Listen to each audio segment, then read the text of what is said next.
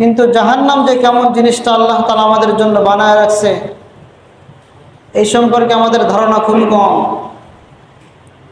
শুধু গুনাহের সয়লাব চলতেছে। কেমনে জান্নাতে যাওয়া যায় এই ফিকির আমাদের ভিতর থেকে চলে গেছে। আল্লাহ তাআলা জাহান্নাম কেমনভাবে বানাইছেন সর্বপ্রথম আমরা জেনে নেই।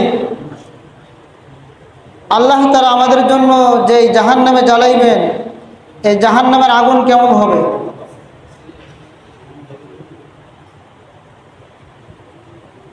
জাহান্নামের যারা ফেরেশতা আছে ওনারা জাহান্নাম কেমনভাবে জ্বালাইছেন, জ্বালাইতে জ্বালাইতে প্রথমে সাদা বানাইছে, এরপরে আল্লাহ তাআলা বলছে আরো জ্বালাও, আরো হাজার হাজার বার জ্বালাইছেন, এরপরে লাল বানাইছেন, এরপরে জ্বালাইতে জ্বালাইতে যখন কালো হয়েছে এই সময় আল্লাহ তাআলা বলছেন থাক, আর জ্বালানোর দরকার নেই।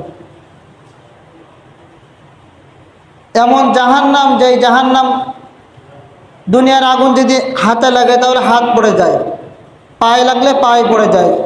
এমন জাহান্নাম যে আঙুলের মাথায় একটু লাগলেই সাথে সাথে কলিজা পর্যন্ত ভুনা হয়ে যায়। এই জাহান্নাম আপনার আমার জন্য বানায় রাখছেন। আল্লাহ তাআলা বলছেন আমিলাতুন নাসিবা,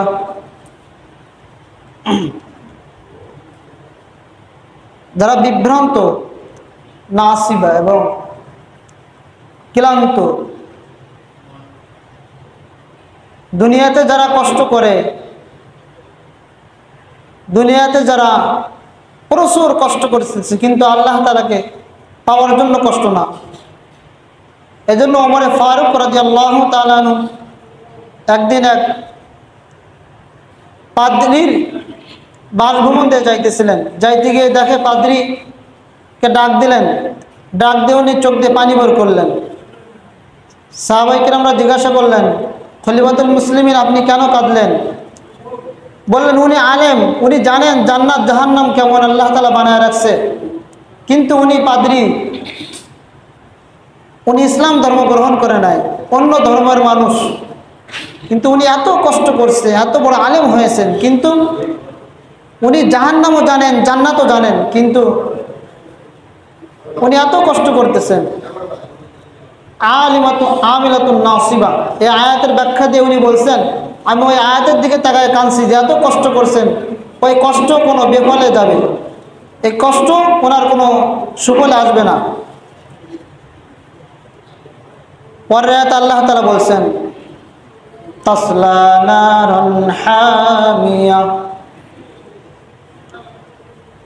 আল্লাহ তাআলা প্রবেশ করাবেন এমন আগুনের ভিতরে, নারান হামিয়া এমন আগুনের ভিতরে, এমন জাহান্নামের ভিতরে যে আগুনের মতন দুনিয়াতে কোনো আগুন নেই। এর ব্যাখ্যা নিয়ে বলছেন যে এমন আগুন হবে, যে আগুন যেই তাপ হবে, যেই গরম হবে, ওই গরমের মতন গরম আর নেই কোনো জায়গায়। তুসকা মিন আইনিন আনিয়া, এমন উত্তপ্ত টকবগি গরম ঝর্ণার পানি দেওয়া হবে।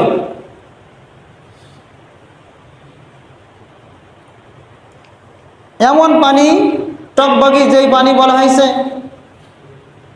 কাজী সানাউল্লাহ পানিবিদ রহমতুল্লাহ আলাইহি উনি তাফসীরের ভিতরে আসছেন যে এমন পানি আল্লাহ তাআলা তৈরি করে রাখছেন, যেই পানি যদি এক ফোঁটা কোনো পাহাড়ের পরে দেওয়া হয় তাহলে সমস্ত পাহাড় মোমের মতন গলে যাবে।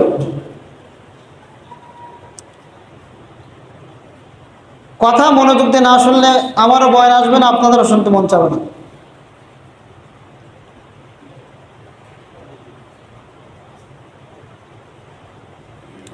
বলাইছি এমন গরম, যেই গরম যে দুনিয়ার কোনো পাহাড়ের উপর রাখা হয় তাহলে পাহাড় মোমের মতন গলে যাবে।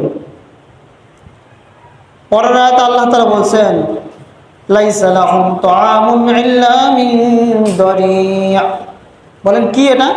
দরিয়া, খাদ্য দেওয়া হবে না, এমন একটা খাদ্য দেওয়া হবে যেই খাদ্যটার নাম দরিয়া। বলেন কি নাম? দরিয়া। এমন একটা খাদ্য দেওয়া হবে, লাইসা লাহুম তাআমুন ইল্লা মিন দরিয়া, এমন খাদ্য দেওয়া হবে যে খাদ্যটার নাম দরিয়া। তো এই খাদ্য কেমন খাদ্য হবে? আব্দুল্লাহ ইবনে আব্বাস রাদিয়াল্লাহু তাআলা আনহু বলেন, সাধারণ মিন নার, এটা জাহান্নামের এমন একটা গাছ, জাহান্নামের সাধারণ মিন নার একটা গাছ, যে গাছটাকে দরিয়া বলা হয়। সাঈদ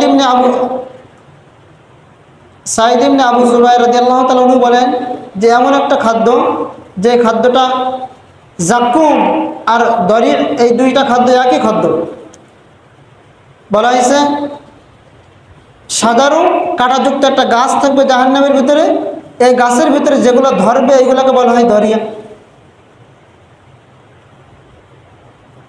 এরপরে কাজী সানাউল্লাহ পানিপতি রহমাতুল্লাহ আলাইহি বর্ণনা করেন, ইনার বর্ণনা জালালউদ্দিন সুয়ুতী রহমাতুল্লাহ আলাইহি আদ-দুররুল মানসুরের কিতাবের ভিতরে আনছেন। হযরত আব্দুল্লাহ ইবনে আব্বাস রাদিয়াল্লাহু তাআলা বর্ণনা করেন, এই দরিয়া নামক খাদ্যটা এমন হইবে যে খাদ্য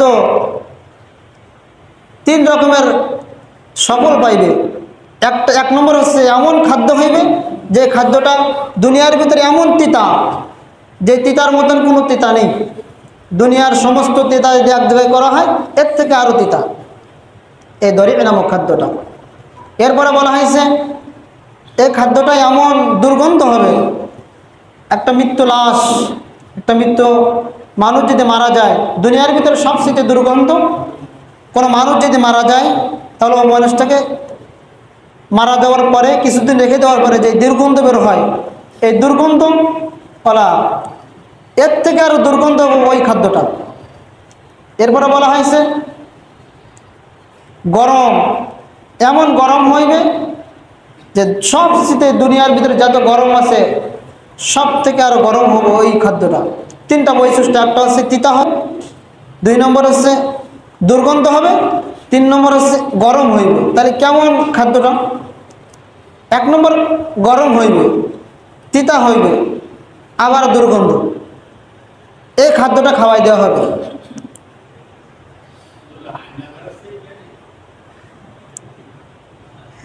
আয়নাঘরের থেকে আরো দুর্গন্ধ,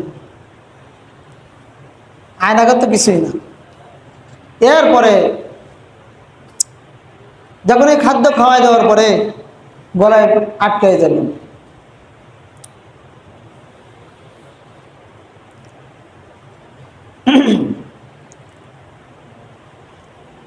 তিরমিজি শরীফের যে হাদিস আমি তেলাওয়াত করছি, তিরমিজি শরীফের 2586 নম্বর হাদিস,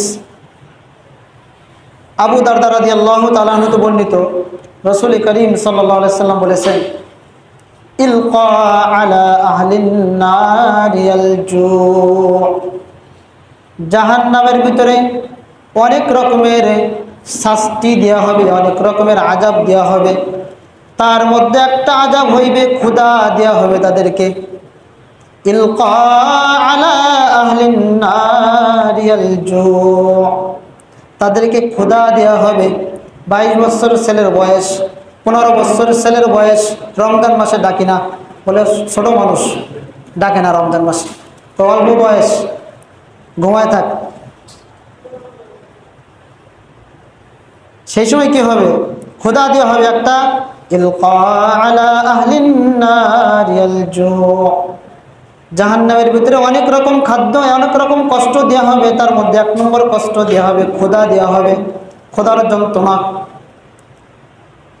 ক্ষুধার যন্ত্রণায় ছটপট ছটপট করতে থাকবে, জাহান্নামের চিল্লাইতে থাকবে আর বলতে থাকবে, আমাদেরকে ক্ষুধা লাগছে, আমাদের কিছু খাইতে দেন। ক্ষুধার যন্ত্রণায় খাবার চাইবে তারা, খাবার চাওয়ার পরে ইকসাউ ফিহা, তাদেরকে খাওয়া দেওয়া হবে। ওই লাইসা লাহুম তাআমুন ইল্লা মিন দরি, ওই দরিক নামক খাদ্যটা তাদেরকে খাইতে দেওয়া হবে। যখন ওই দরিক নামক খাদ্যটা খাইবে, গলার ভিতরে আটকায় যাইবে। আদৌ ওই ক্ষুদ্রাটা এমন একটা জিনিস যে